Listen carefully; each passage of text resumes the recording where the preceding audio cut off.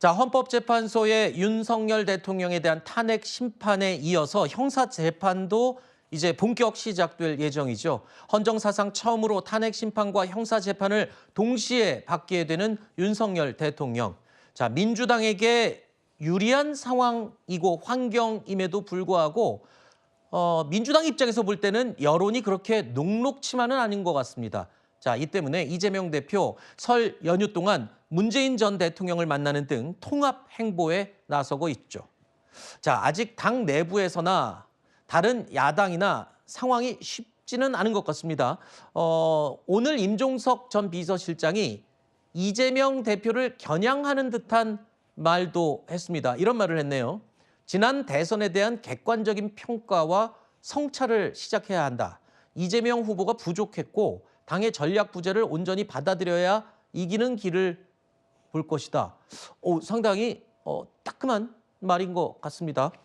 네, 일단 임종석 전 실장은 민주당의 선배 지위에 있죠. 그리고 객관적으로 진단해야 된다는 이런 평가에 저는 토를 달기는 어렵다라고 생각합니다. 그래요? 기본적으로 지난 대선 때 어떻게 패배했습니까? 0.73%포인트 차라는 대단히 간발의 차로 지게 된 것이죠. 그렇다면 거기에 대한 제대로 된 성찰, 물론 뭐 대선 백서 등등을 통해 가지고 점검은 있었습니다만 이제 조기 대선 가능성이 제기되고 있는 이런 와중에는 그렇다면 어떤 이유 때문에 패배했는지, 그리고 중도층 민심, 왜냐하면 중도층 유권자들을 보고 정치하는 게 그게 올바른 방향 아니겠습니까? 지금 국민의힘과 대비해가지고 어떤 경쟁력을 가질 수 있을 것인지에 대한 어떤 지금까지는 무르익지 않은 전략 부재, 이런 부분에 대해서 저는 당의 선배로서 충분히 일단 제기할 수 있는 문제 제기라고 생각을 하고, 당연히 이재명 대표도 그리고 지금 민주당의 지도부도 그리고 앞으로 꾸려질 선대위도 이런 의견까지 다 통합을 해가지고 포용을 해서 만들어야 되지 않겠습니까? 문재인 전 대통령께서 말씀하신 대로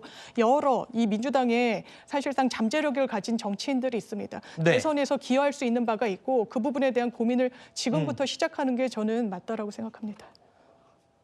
어떻게 보면 일종의 비문계 또는 친문계 쪽에서 친명계를 견제하는 목소리가 아니냐, 이런 해석도 가능할 것 같은데요. 이에 앞서서 설 연휴에 문재인 전 대통령과 만났을 때 들었다는 말, 이걸 이재명 대표 측에서 전한 내용이 있는데 이 과정에서도 좀 비명, 친명 간의 논란이 일고 있습니다. 여러 가지 말씀을 나누셨는데 민주당과 이재명 대표가 통합하는 행보를 잘 보여주고 있고 앞으로도 잘 해줬으면 좋겠다. 특히 지금같이 극단적으로 정치 환경이 조성되어 있는 상황에서는 통합하고 포용하는 행보가 민주당의 앞길을 열어가는 데 매우 중요할 것 같다. 그렇게 각별히 주문을 하셨고 이재명 대표도 크게 공감을 하고 있고 앞으로 계속 그런 행보를 하고 있다라고 말씀하셨고요. 자, 그러니까 문재인 전 대통령을 만나고 와서 이런 말을 들었다라고 이재명 대표 측에서 밝혔어요. 통합에 대해서 매우 잘하고 있다, 이런 격려를 받았다고 얘기했는데 지금 전병헌 대표 얘기를 들어보면 무슨 소리냐, 왜 덕담까지 왜곡을 하냐, 통합과 포용이 필요하다고 말했지 잘하고 있다라고 말을 안 했다라는 거예요. 이렇게 되면 글쎄요, 지난주에도 우리가 이런 언급을 했습니다. 이재명 대표가 세 가지 어려움에 처해 있다. 그러니까 내부의 분란, 그리고 지지율의 이 정체, 그리고 사법 리스크. 근데 사법 리스크는 이재명 대표가 뭐 어쩔 수 있는 게 아니에요. 법원에서 해야 되는 거고, 이 지지율과 내부 갈등은 뭔가 좀 해볼 수 있는 가능성이 있어 보이는데, 그리고 내부 갈등을 잘하고 있다라고 얘기를 했더니 아니랍니다. 그러니까 사실 문재인 전 대통령이 그렇게 말씀을 안 하셨을 거라고 저도 생각을 하고, 네. 실질적으로 봐도 이재명 대표가 어떤 통합 행보를 했을까요? 사실 이 비상계엄 직후에 이재명 대표의 어떤 행보들을 보면은 이 국민의힘을 내란 선동 정당이다라고 악마화를 하고, 윤 대통령을 또 악마화를 하고, 시민사회는 뭐 카카오톡을 검열을 한다라든지 여론조사 결과를 인정할 수가 없다라면서 또 법까지 만들겠다라고 하면서 또 검열을 시사하고 있고, 이런 행보들을 보이고 있는데 어떤 측면에서 통합이 이루어지고 있는지 저도 궁금합니다. 그리고 또 김경수 전 지사가 이제 당을 떠나서 뿔뿔이 흩어진 사람들을 향해서 사과를 하면 어떻겠냐라고 했잖아요. 이에 대해서 기자가 질문을 하니까 이재명 대표가 회피를 했습니다. 대변인한테 물어봐라고 회피를 또 하셨고, 그 문재인 전 대통령 예방할 당시에도 전 참 한편의 블랙 코미디를 보는 것 같았는데요. 그 이재명 대표 옆에 앉아 있었던 사람이 이현주 의원이었습니다. 네. 이현주 의원이 과거에 이제 국민의힘에 계실 적에 그 문재인 대통령을 내란 선동죄로 고발까지 했던 사람이거든요. 그러니까 그런 사람을 옆에 두고 문재인 전 대통령을 예방을 하면서 통합과 포용을 이야기를 한다. 이 자체가 전 정말 좀 기괴한 장면이었다라고 생각을 하고 이제 그런 거에 대한 이 민주당 내 봉합은 당분간은 어렵지 않을까라고 생각을 합니다. 자, 이재명 대표가 해결해야 될 당면한 과제 가운데 내부 분란 같은 경우는 글쎄요, 시간을 두고 좀 지켜볼 문제인 것 같습니다. 그런데 아까 말씀드렸던 지지율, 정체된 지지율과 관련된 이야기. 최근에 이재명 대표가 외교와 경제 그리고 민생 현안에 집중하고 있습니다. 일각에서는 본격적으로 대선 행보에 나서는 게 아니냐 이런 해석도 하고 있는데 정책적인 기조를 보면 우클릭을 하는 것처럼 해석이 된다라는 분석도 많아요. 그 이유가 지금 여론조사에서 많이 나오고 있는 움직이지 않는 중도층의 마음을 뺏기 위한 그런 전략으로 보인다는 해석도 나오고 있습니다. 최근에 중도층의 여론을 보면요.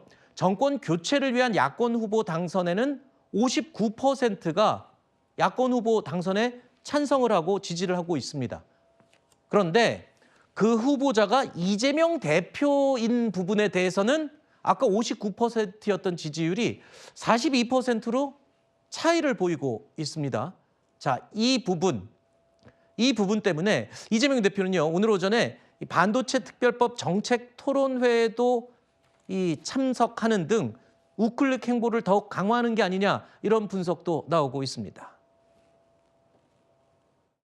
이제 이재명 대표의 지지율도 하락하고 민주당의 지지율도 좀 하락하고 이렇기 때문에 외연 확정 측면에서 또 지지율 확보를 위해서 우클릭을 약간 하고 있지 않나. 다만 그동안에 지금 왔던 행보를 보면은 오른쪽 깜빡이를 켜놓고 왼쪽으로 가는 이런 경우가 많이 있었지 않습니까? 이것을 저는 행동으로 좀 보여달라는 겁니다.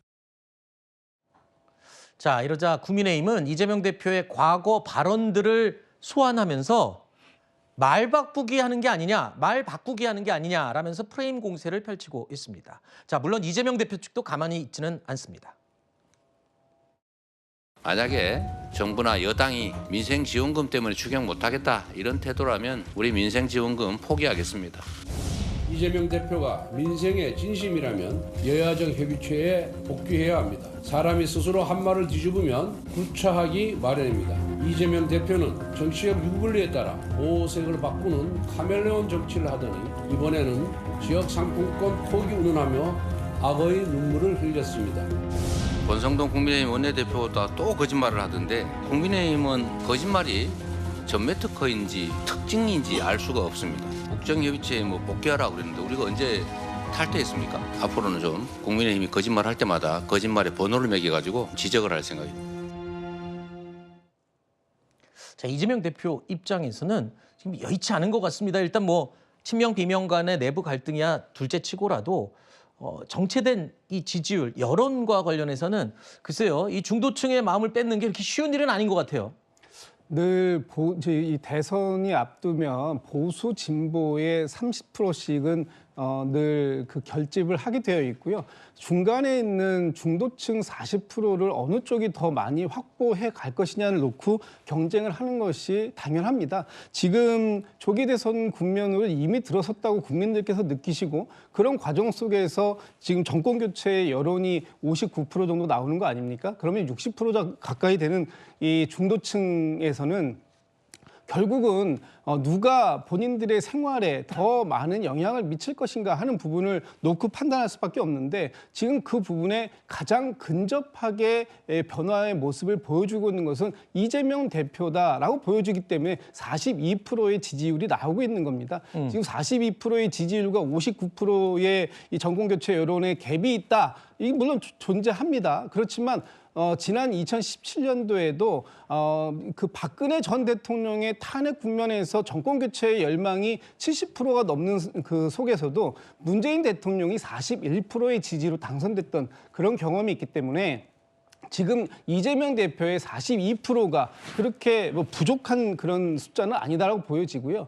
결국 이재명 대표는 지금 계속해서 중도, 실용, 뭐 이런 부분들에 포커스를 맞춰가고 있는데 국민의힘은 어떻습니까? 이재명 대표만 바라보고 있지 또 윤석열 대통령만 바라보고 있지 않습니까? 윤석열 대통령과의 일체화를 주장하고 있고 지금 그 모습을 보여주고 있는 국민의힘이 과연 중도층에 얼마나 소구력 있게 다가설 수 있을 것인가 하는 부분에 대해서는 걱정을 좀 하셔야 될 부분이 있다. 저희 네. 지금 민주당의 이재명 대표를 걱정할 때가 아닌 것 같다 이런 생각이 듭니다. 지금 국민의힘은 그러면 뭘 하고 있느냐? 윤 대통령과 이재명 대표만 바라보고 가만히 있을 뿐 아무것도 안 하는 게 없지 않냐? 이런 지금 지적인데요.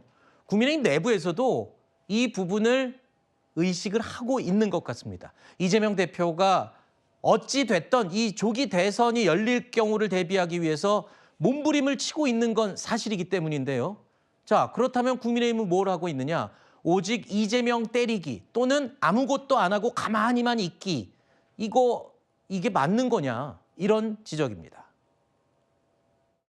흔히 말해서 정치판에서 당선을 위해서라면 뭐 양잿물도 못 마시겠느냐 예. 뭐 이런 이야기들을 해요. 중도 실용 코스프레를 하는 거라고 봐요. 근데 지금 뭐 예를 들면 킥복싱을 하면 이 민주당은 뭐 두 손 두 발 다 쓰면서 하는데 이쪽은 아무것도 하지 말고 그냥 방어만 하자. 자칫 잘못하다가 이 조기 대선 준비나 뭐 이런 게 전혀 안 된 상태에서 탄핵이 결정이 되면 그냥 어버버버 하면서 바로 이 부분입니다. 자, 이재명 대표야 뭐 효과는 보지 못하더라도 뭐라도 하고 있는데 예. 국민의힘은 도대체 여당으로서 뭘 하고 있느냐. 네. 일각에서 이렇게 얘기가 나옵니다. 아웃복싱 전략이라고. 그러니까 뭔가 하는 게 아니라 계속 외곽으로 돌면서 상대가 실수하기만 바라보고 있는 그런 모양새인 것 같다. 사실 이게 전략이라고 하기가 좀 그런 것이 현실적으로 지금 민주당에서 대통령을 탄핵을 시키고 권한대행까지 탄핵을 시켰지 않습니까? 네. 사실상 최상목 권한대행도 뭐 비상한 결단을 하겠다라고 하면서 사실상 좌지우지하고 있겠다라 겁박을 하고 있지 않습니까? 그렇기 때문에 지금 전 사실상 민주당이 여당 역할을 하고 있다라고 생각을 합니다. 입맛에 따라서 권한대행을 선택을 할 수 있는 위치에 있고요. 또한 지금 190석을 가지고 있는 게 민주당입니다. 그러니까 국민의힘이 어찌 보면은 사실 108석밖에 없는 야당 포지션에 있기 때문에 현실적으로 할 수 있는 것들이 매우 적다라는 점이 저도 개인적으로 안타까운 지점인데요. 그러니까 이재명 대표가 뭐 중도 대표를 잘하고 있다라고 말씀하셨지만 저는 이런 것들이 우클릭이 아니라 야누스의 두 얼굴이라고 생각을 합니다. 오른쪽을 보면서 왼쪽을 보겠다라는 것이기 때문에 자기 모순적인 부분이 있죠. 기본 사회를 만들면서 민간주도 성장을 하겠다. 중국과 쉐쉐하면서 한미 동맹을 강화하겠다. 이런 것들이 상당히 모순적으로 읽히기 때문에 이재명 대표가 방향성을 잃었다라고 생각을 하고요. 그래서 저희 국민의힘에서 현재 이 전국의 주도권이 있는 민주당이 국정협의체에 참여를 해서 함께 협치를 하는 것이 순서가 맞다라고 이야기를 하는 것인데 지금 민주당 자체가 국민의힘 전체를 내란 동조당이라고 규정을 하고 현직 대통령까지도 내란 수계라고 지칭을 하고 있기 때문에 전혀 협치할 의지가 보이지 않는다. 이 지점을 짚어드리겠습니다. 결국엔 야당 때문이다. 사실상 여당이라고 봐야죠. 네. 예. 여당이 뭐를 안 하고 있는 그 부분을 제가 여쭤본 건데 야당 때문이랍니다 지금. 많은 언론에서 협치, 합의 필요하다고 합니다. 그런데 국민의힘에 묻고 있죠. 합의할 의사는 있느냐. 이를테면 내란 특검법만 해도 그렇습니다. 정말 국민 앞에 언급한 것처럼 무거운 책임감 느낀다면 내란 특검에 대해서 반대할 이유가 뭐가 있습니까? 위헌적인 요소, 민주당이 얼마까지 양보해야 됩니까? 거기에 대해서 발의 하나 하지 않으면서 합의를 하지 않았다라고 이야기하는 거. 이건 신기루 같은 합의인 겁니다. 뭘 하면서 국민들로부터 선택받도록 최소한의 노력은 해야 되는 거 아니겠습니까? 이재명 대표 비판할 수 있습니다. 그런데 국민연금 개혁 그리고 여러 가지 뭐 우클릭 행보라고 하는 부분들 그런데 정치는 이념으로 하는 겁니까? 실리와 이런 실제로 하는 부분과 관련해서 그러면 어떤 대안을 지금 집권 여당으로서 내고 있습니까? 의석수 때문에 집권 여당이 어떻게 민주당이 될 수 있습니까? 지금 가동할 수 있는 모든 행정권을 갖고 있는 게 직무집행은 정지됐지만 대통령과 그 정부 인사들이 가동할 수 있는 건데 어떻게 네. 책임을 야당한테 미룹니까? 이것만 봐도 국민의 선택받기에는 다소 부족하지 않나 생각됩니다. 아주 짧게 한마디만 해주십시오. 네네. 사실 지금 민주당이 192석을 가지고 있기 때문에 금투세 폐지, 반도체 특별법 민주당이 하면 됩니다. 발의하시면 돼요. 그런데 발의 안 하시고 있지 않습니까? 역할극 놀이만 하고 있기 때문에 집행 의지가 없으면서 구호만 있다라고 지적을 드리는 것입니다. 알겠습니다.